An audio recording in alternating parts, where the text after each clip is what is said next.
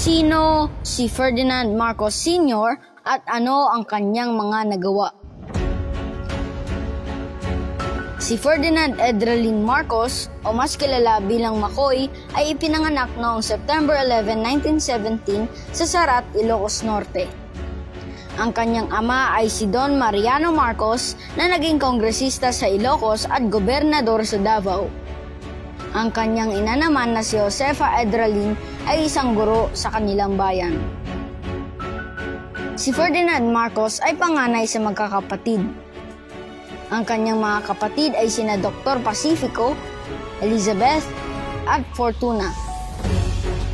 Kanyang napangasawa si Imelda Romualdez na isang modela at beauty queen na tinaguriang The Iron Butterfly. Sa mga sumunod na dekada, naitatag nina Ferdinand at Imelda ang kanilang mga sarili bilang isa sa mga pangunahing mag-asawang politikal sa Pilipinas. Nagkaroon sila ng 3 anak. Ang panganay na anak na babae na si Aimee, ang anak na lalaki na si Ferdinand Jr. o mas kilala bilang Bongbong at kasalukuyang Pangulo ng Bansa, at bunsong anak na babae na si Irene. Si Ferdinand ay isang abogado at politiko ng Pilipinas at naging pinuno ng Estado mula 1966 hanggang 1986. Siya ay nag-aral sa Maynila at nag-aral ng abogasya noong huling bahagi ng 1930s sa Universidad ng Pilipinas malapit sa lungsod na iyon. Si Ferdinand Marcos ay nilitis para sa pagpatay noong 1933 sa isang kalaban sa politika ng kanyang politikong ama. Siya ay napatunayang nagkasala noong Nobyembre 1939. Ipinaglaban niya ang kanyang kaso sa pamamagitan ng pag-apila sa Korte Suprema. Nanalo at napawalang sala makalipas ang 1 taon. Naging trial lawyer siya sa Maynila. Noong ikalawang digmaang pandaigdig, siya ay isang opisyal ng Sandatahang Lakas ng Pilipinas. Naging pinuno ng kilusan ng gerilya ng mga Pilipino at ito ay isang pangunahing dahilan ng kanyang tagumpay sa politika. Mula 1946 hanggang 1947, si Marcos ay isang technical assistant ni Manuel Rojas, ang unang naging Pangulo ng Malayang Republika ng Pilipinas. Naging miyembro ng kapulungan ng mga kinatawan mula 1949 hanggang 1959 at ng Senado mula 1959 hanggang 1965 at nagsilbing Pangulo ng Senado mula 1963 hanggang 1965. Noong 1965, tumiwalag si Marcos na isang kilalang miyembro ng Liberal Party na itinatag ni Rojas matapos mabigong makuha ang nominasyon ng kanyang partido bilang Pangulo.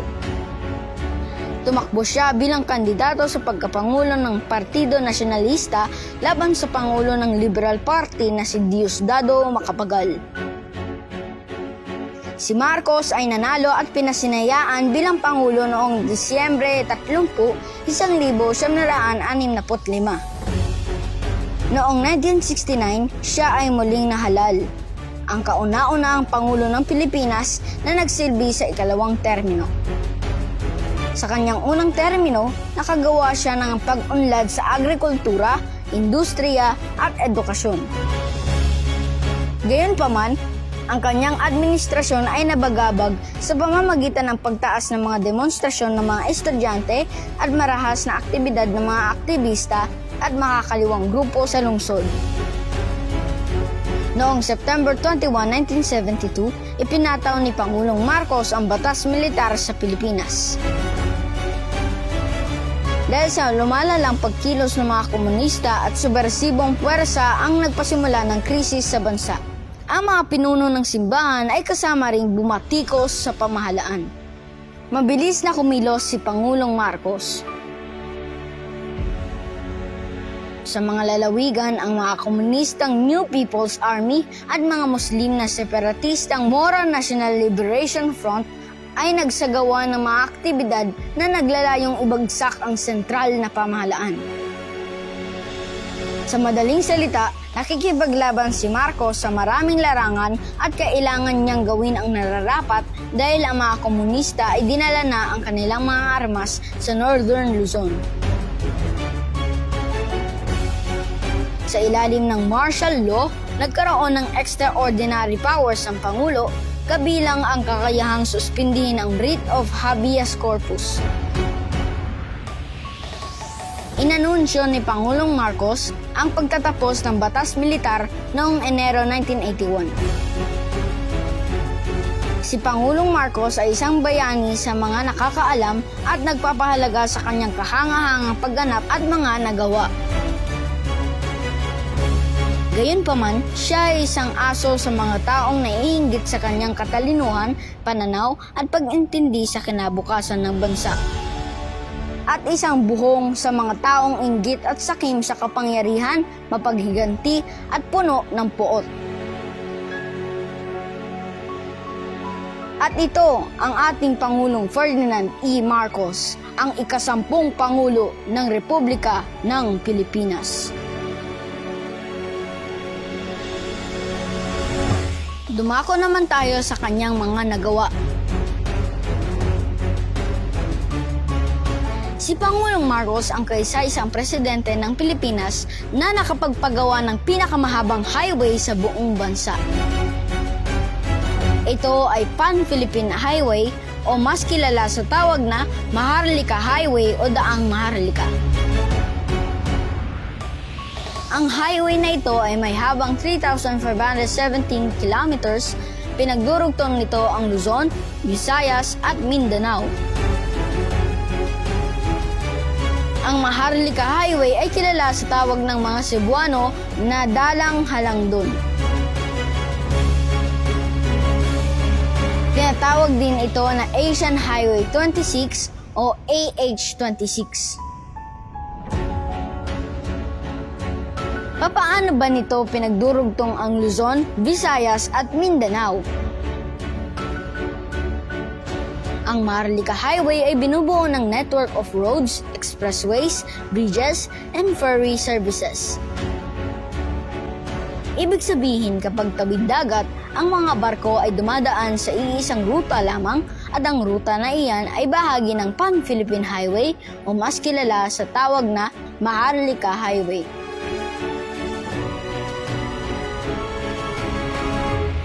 Ang Maharlika Highway ay tinaguriang the principal transport's backbone component of the national transport. Ibig sabihin, kapag sinabing backbone, kung ihalin tulad sa isang tao ay hindi makakatayo kung wala ang buto sa likod o ang gulugod. Ang Maharlika Highway ay ang gulugod ng transportasyon sa buong bansa. Kung wala ang Maharlika Highway ay hindi makatatayo o hindi susulong ang transportasyon sa Pilipinas. Idagdag pa rito ang Circumferential Road 1 to 10 o ang C1 to C10 na ang pinakakilala nga natin sa mga ito ay ang C5. Tanging si Pangulong Ferdinand Marcos lamang ang kaisa-isang Pangulo sa Pilipinas na nakapagpagawa ng pinakamahabang highway sa buong bansa na nagsisimula sa Luzon at ang dulo ay nasa Mindanao. At ito ang ilan sa mga tulay na pinagawa ni Pangulong Marcos. Una ay ang pinakamahabang tulay sa buong Pilipinas. Ito ay ang Gandaba Viaduct Bridge. Nagsisimula ito sa Bulacan at ang dulo ay nasa Pampanga. Pinagawa ito ni Pangulong Marcos noong 1976 at may habang 5 kilometers. Binabagtas ng tulay na ito ang Gandaba Swamp at ang Pampanga River sa NLEX o ang North Luzon Expressway. Tinagurian ang tulay na ito na the major trade artery to the north. Ang ibig sabihin, ang tulay na ito ay pangunahing daluyan ng mga kalakal papasok at palabas ng bahaging norte ng Pilipinas. Samantala, sa magkakahiwalay na taon ay 3 tulay ang ipinagawa ni Pangulong Marcos sa Leyte. Noong 1972 ay ipinagawa ang Mao Bridge at San Juanico Bridge na may habang 2.16 kilometers. Pinagdurugtong ng San Juanico Bridge ang Samar at Leyte. Noong 1975 naman ay ipinagawa ang Biliran Bridge sa Leyte. Ang Bunton Bridge sa Cagayan naman ay pinagawa noong 1974. Ito ay may habang 1.37 kilometers. Patapat Viaduct Bridge sa Ilocos Norte noong 1986, pinagdurugtong nito ang Ilocos Norte at Cagayan Province. Ito ay may habang 1.3 kilometers. Magapit Suspension Bridge sa Cagayan noong 1978. Waktan Mandaue Bridge sa Cebu noong 1973. Lukban Bridge sa Cagayan noong 1978. Magdiwang Bridge sa Sibuyan, Romblon noong 1975. Kalilayan Bridge sa Quezon Province noong 1984, Agus Bridge sa Lanao del Norte noong 1978, Amnay Bridge sa Sablayan Occidental, Mindoro noong 1985, Kawayan Bridge sa Sorsogon City noong 1977, Don Mariano Marcos Bridge sa Dolores Abra noong 1974, General Luna Bridge sa Cabanatuan, Nueva Ecija noong 1974, San Jose Bridge sa Rodriguez Rizal noong 1978, Sindangan Bridge sa Sindangan, Zamboanga del Norte noong 1967, Sipocot Bridge sa Sipocot, Camarines Norte noong 1972, Tamontaka Bridge sa Maguindanao noong 1965, at Wawa Bridge sa Liloan, Southern Leyte noong 1977. Sa usaping transportasyon pa rin noong 1972, sa bisa ng Executive Order No. 381 ay pinalaki at pinaayos ang Manila International Airport o MIA. Noong 1977 naman ay pinagawa ang Port of Cagayan de Oro at ipinagawa naman ang Port of General Santos City noong 1968. Sa bisa ng Presidential Decree No. 505 ay itinatag ang Philippine Port Authority noong 1974. Tayo ay dumako naman sa sektor ng enerhiya. Ito ay patungkol sa usapin ng kuryente na dumadaloy sa ating mga tahanan.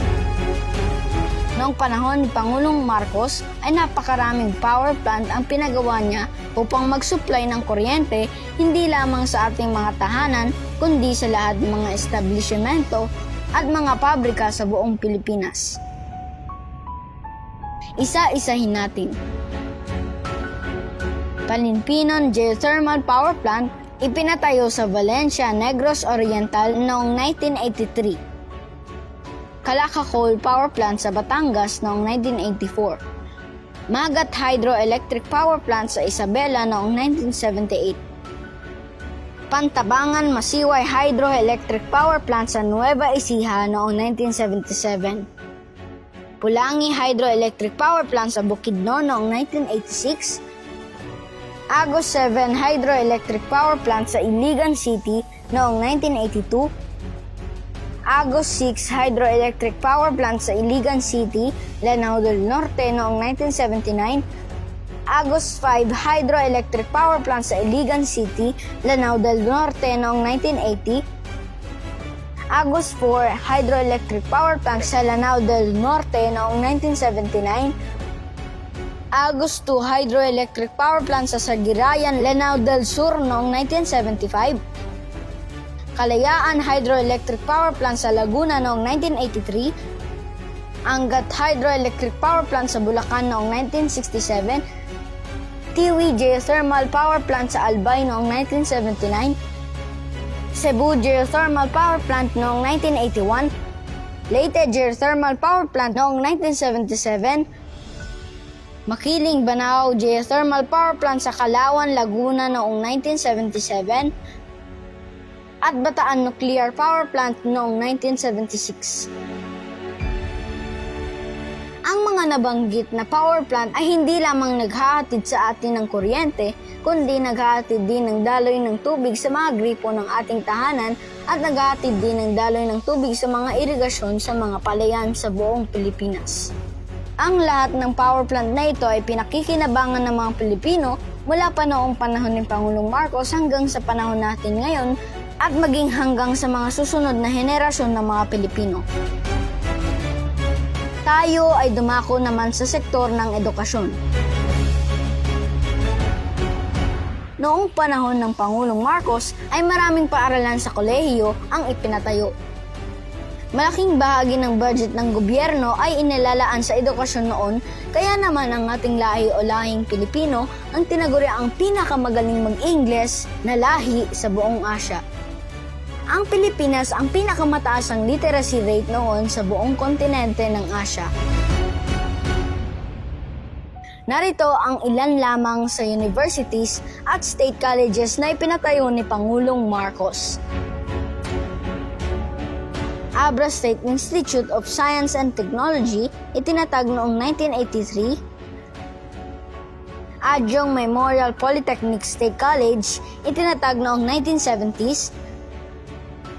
Basilan State College, itinatag noong 1984. Bicol University, itinatag noong 1969. Cagayan State University, itinatag noong 1978. Camarines Sur Polytechnic College, itinatag noong 1983. Capiz State University, itinatag noong 1980. Central Mindanao University, itinatag noong 1965. Cotabato City State Polytechnic College, itinatag noong 1983. Cotabato Foundation College of Science and Technology, itinatag noong 1967. Davao del Norte School of Fisheries, itinatag noong 1969, mas kilala ngayon na Davao del Norte State College. Don Mariano Marcos Memorial State University in La Union, itinatag noong 1981. Guimaras State College, itinatag noong 1978. Isabela State University, itinatag noong 1978. Kalinga Apayao State College in Tabuk, Kalinga, itinatag noong 1970. Leyte Normal College, itinatag noong 1976. Malita Agribusiness and Maritime and Aquatic School of Technology, itinatag noong 1966. Mariano Marcos State University, itinatag noong 1978. Mate Community College or MCC, itinatag noong 1972, mas kilala ngayon bilang Davao Oriental State College of Science and Technology. Mindanao State University in General Santos City, itinatag noong 1971. Mindanao State University in Iligan City, itinatag noong 1968. Mindoro State College of Agriculture and Technology in Calapan City, itinatag noong 1966. Misamis Oriental State College of Agriculture and Technology in Calapan City, itinatag noong 1983. Northern Negros State College of Science and Technology, itinatag noong 1971. Northwestern Mindanao State College of Science and Technology, itinatag noong 1971. Occidental Mindoro State University, itinatag noong 1966. Pampanga Agricultural College, itinatag noong 1974. Pangasinan State University, itinatag noong 1979. Philippine State College of Aeronautics, itinatag noong 1969. Quirino State University, itinatag noong 1976. Rizal Technological University, itinatag noong 1969. Southern Leyte State University, SLSU Sogod, itinatag noong 1969. SLSU Bontoc, itinatag noong 1983. SLSU Hinunangan, itinatag noong 1975. SLSU San Juan, itinatag noong 1983. SLSU Thomas Opus, itinatag noong February 1, 1986. Sulu State College, itinatag noong 1982. Surigao del Norte School of Arts and Trades, itinatag noong 1969. Mas kilala ngayon bilang Surigao State College of Technology. Surigao del Sur State University, itinatag noong 1982. Tawi-Tawi Regional Agricultural College, itinatag noong 1975. Technological University of the Philippines, itinatag noong 1971. University of Northern Philippines, itinatag noong 1965. University of Southeastern Philippines, itinatag noong 1978. West Visayas State University, na itatag bilang university noong January 1986. Western Mindanao State University or WMSU, naging universidad noong 1978, kasunod nito ang pagtatayo ng mga satellite campuses sa WMSU.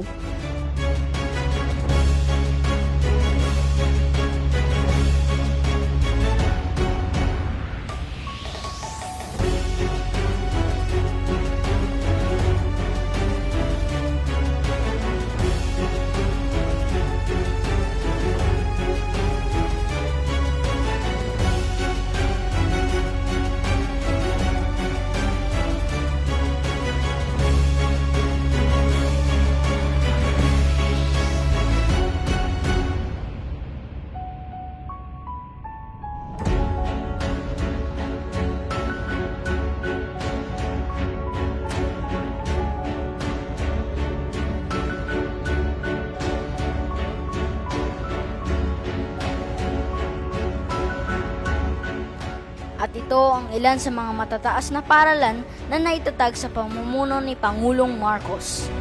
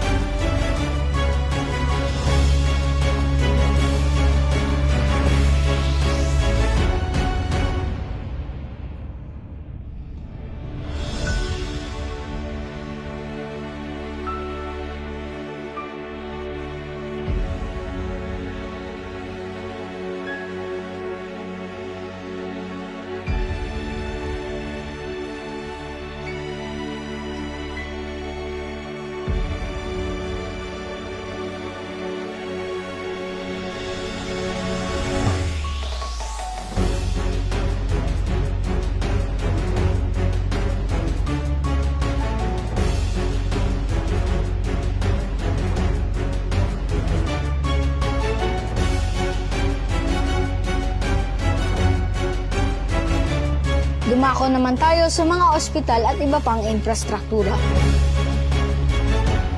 Sa ilalim ng rehimeng Marcos, nakita rin ng mga Pilipino ang pagtatayo ng mga hindi pa nagagawang edifisyo at mga infrastruktura na ang karamihan ay nakatayo pa rin sa pagmamalaki hanggang ngayon na nagsisilbi sa mga pangangailangan ng mamamayang Pilipino.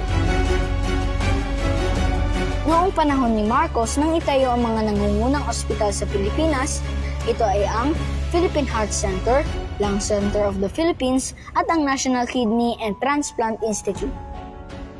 Ang mga lugar ng kultura, turismo at makasaysayang lugar ay tinayo din sa panahon ni Pangulong Marcos. Ito ay ang Cultural Center of the Philippines, Folk Arts Theater, Philippine International Convention Center, ang National Arts Center na ngayon ay Makiling Center for the Arts na tahanan ng Philippine High School for the Arts, Nayong Pilipino, at People's Park in the Sky sa Tagaytay City. Upang matugunan ang pagdagsa ng mga taong lumilipat sa mga sentrong kalunsuran mula sa kanayunan na nagdulot ng sandamakmak na iba pang problema tulad ng karahasan, kaguluhan sa lipunan, pagkasira ng kapaligiran at limitadong probisyon ng pabahay, si Pangulong Marcos ang nagbuo ng bagong Lipunan Improvement of Sites and Services o mas kilala sa tawag na BLIS. Ito ay mga proyekto sa Maynila at sa mga rural na lugar upang bigyan ng tirahan ang mga pinakamahihirap sa bansa. May kabuoang 230,000 pabahay ang itinayo mula 1975 hanggang 1985. Pinabuti niya ang mas lumang mga network ng mga pambansang kalsada na nag-uugnay sa mga lalawigan at ni-rehabilitate ang mga ito sa matibay na construction. Marami sa mga proyektong ito ang nagpagaan sa mga bottleneck ng transportasyon sa loob ng mga lalawigan at sa mga probinsya at pinahusay ang mga paglalakbay sa isla sa loob ng malalaking isla. Iniugnay niya ang mga ito sa mga pagtatayo ng paliparan.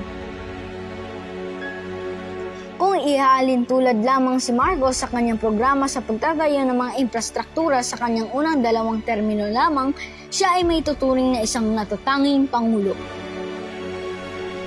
Sa katotohanan, ay marami pa siyang ginawa, lalo na noong panahon ng martial law. Ang programa sa pagtatayo para sa pagpapabuti ng mga gusali ng pampublikong paaralan, lalo na sa antas ng elementarya, ay iisa lamang ang pinakaunang programa ni Pangulong Marcos. Sana alalahanin din natin ang kanyang mga naiambag sa pagpapaunlad ng Pilipinas at magkaroon ng pagkakaisa para sa ikauunlad ng bansa.